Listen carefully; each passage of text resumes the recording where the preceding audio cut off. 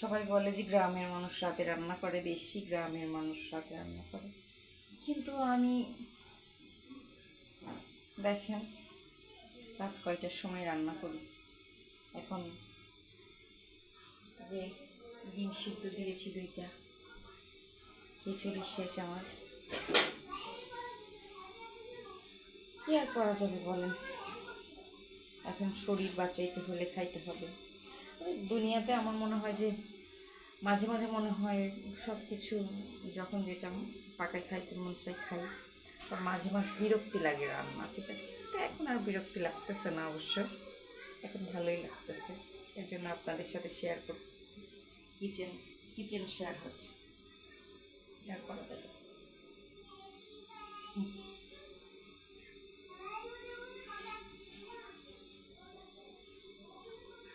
আমাকে কেমন লাগছে সেটা বলেন তো।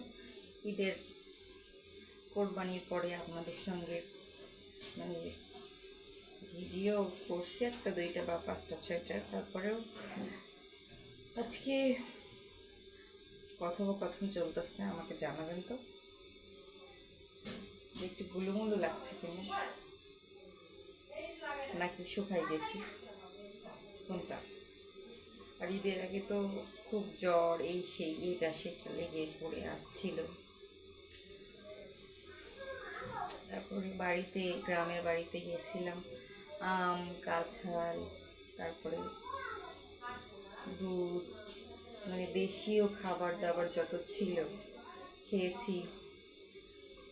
কচুরলতি, কচু শাক, তারপরে দেশি মাছ, তারপরে হচ্ছে আপনার কী বলে অনেক অনেক খাবার, মানে মার হাতের রান্না, পিঠা আটা থেকে শুরু করে, এটা তো আর বাদ যায় না।